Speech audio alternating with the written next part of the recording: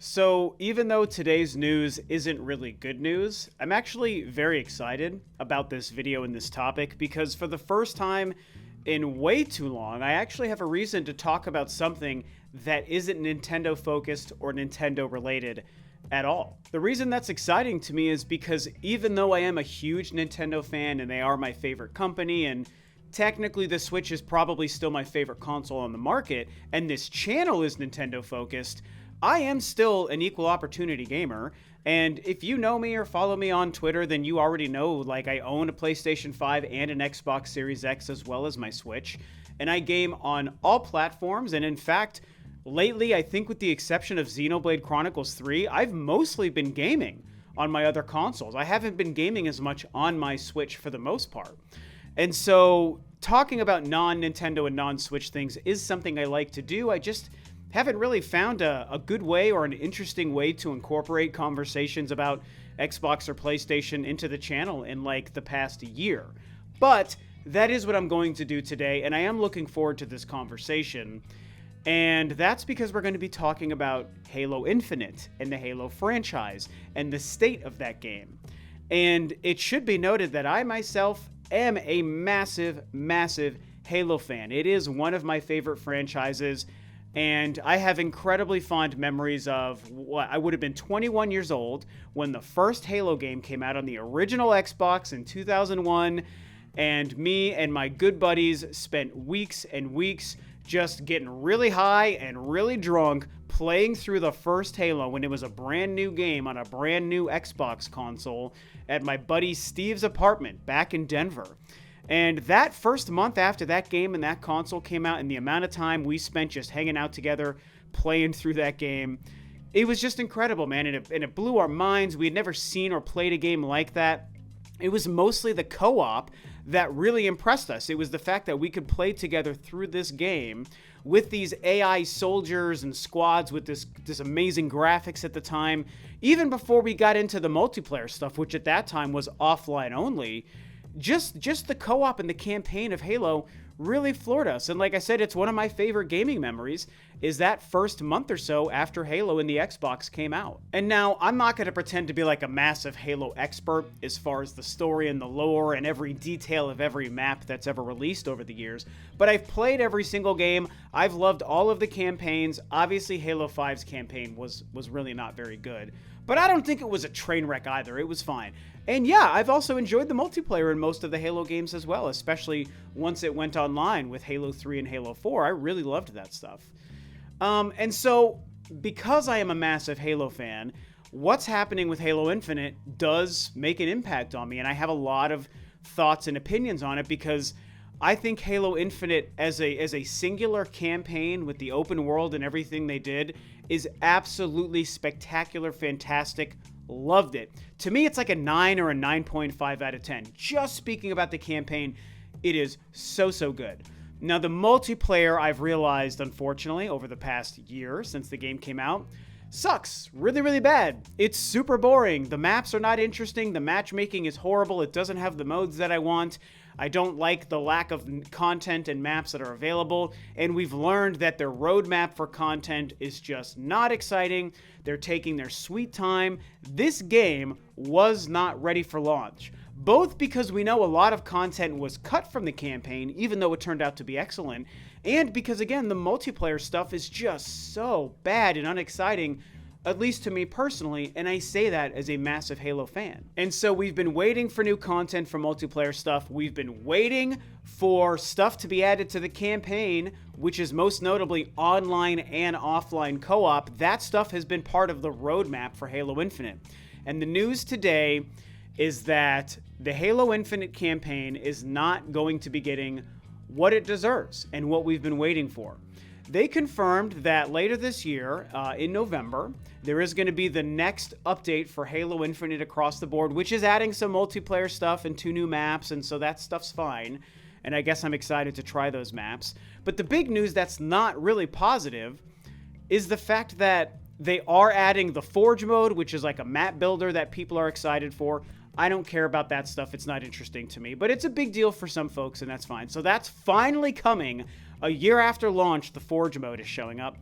And they are still continuing on with the online co-op for the campaign, but the couch co-op, the offline split screen support co-op, which is a staple in Halo gameplay and Halo campaigns going back every single game for 2 decades, that has been scrapped completely, and it is extremely disappointing because, as I just said, the Forge mode is not interesting to me, but the couch co-op very much is, and that is something that my wife and I were waiting to launch because we wanted to play through it together. Even though I already played through it, she wanted to play through it with me, and I wanted to play through it with her. So we were looking forward to the split-screen couch co-op that's been in every Halo game since the beginning.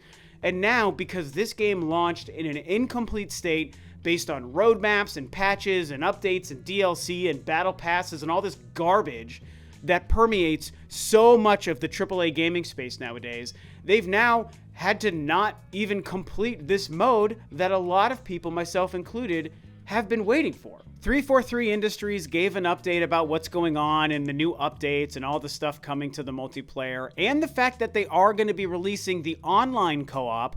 But here's what they had to say about the lack of split-screen co-op.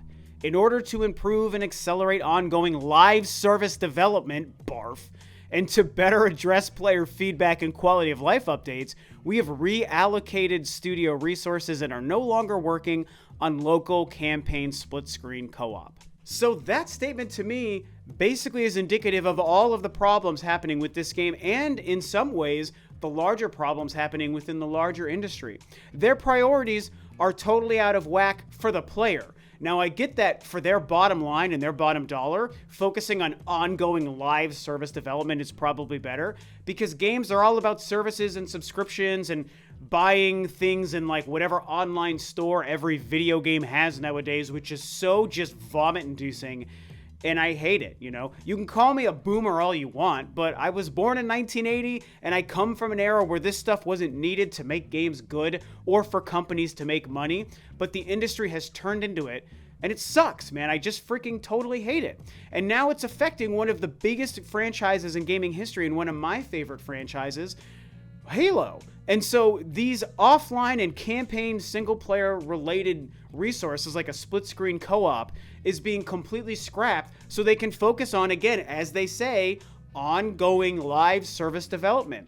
And all of this crap coming to the multiplayer, which, yes, they're giving us 2 new maps, which I'm excited for, but they're focusing on all this other battle pass stuff and Forge mode stuff and XP boosts and things you can buy. And I mean, they lay it all out in their update. And it's like, this sucks, man. I just want Halo Infinite to be a good game. I want the multiplayer to be interesting and engaging. I want better matchmaking, and I want split-screen freaking co-op. It's already obscene that the game launched without any form of co-op initially. That is stupid because that is part of the bread and butter of the Halo franchise, but they couldn't even do that. Now, a year later, we're still not getting all the promises. They're still focusing on the lackluster multiplayer, and now they're scrapping some of the stuff that should have already been there day one. It's really offensive. And so I think the main lesson and main thing that I wanted to just kind of double down on in this video is that not only do I hate what's happening with Halo Infinite, the newest game and one of my favorite franchises, but I hate what it says about just the industry at large. And the fact that game companies are willing to force out games that are incomplete, and they're more interested in focusing on the stuff that isn't really interesting to most gamers and is not gamer and consumer friendly, which is all the DLC and the microtransactions and the ongoing live service crap. Like, stop that stuff. I mean, Fortnite just, I don't even hate Fortnite exactly, but I just hate what it's done to the industry because the success of games like Fortnite and Overwatch, and I'm not trying to diss the games themselves. If you like those games, that's fine. But the success of them and their business models is making a huge negative impact on the industry, and we're seeing it with freaking Halo. They're focusing on what I personally see as the wrong stuff. And maybe you disagree and you prefer this to worrying about split-screen co-op, and like, I get it. Everyone has different things they want out of a game, and that part's fine. The problem to me is that they're picking and choosing. The problem to me is that they're sacrificing one thing for those of us that want it for the sake of something else, as opposed to just doing what is right for a video game to make it full and complete and have all options available from day one. That's the issue. The issue isn't I'm telling you to also like split-screen co-op. If you don't like split-screen co-op, That's fine. I don't care. I don't need you to like it. I just want Microsoft and 343 Industries to just make everything available for all kinds of players the way Halo has always been. The series has set its own precedent, and I see them going back on the precedent that Halo has set. And I really hate that. The last point I want to make, and that I want to leave this video on, is that what all of this tells me, and this is just my personal speculation, and this is the way I'm reading all of the information when it comes to Halo Infinite here. And what I'm pretty sure happened is Halo Infinite was going to launch with the Xbox Series X in November of 2020. But as we know, they delayed it one full year to, I think, December of 2021. I think it came out in December last year, not November. So they gave it 1 extra year's development because it wasn't ready to launch with the Series X. And all we've seen a year after the launch, 2 years after the release of the Xbox Series X, is that the game still wasn't ready even after 2 years after their initial release date, which was alongside the Series X in 2020. So what I think happened is Microsoft knew they needed their big killer app to help support and promote their new console, the Xbox Series X and Series S.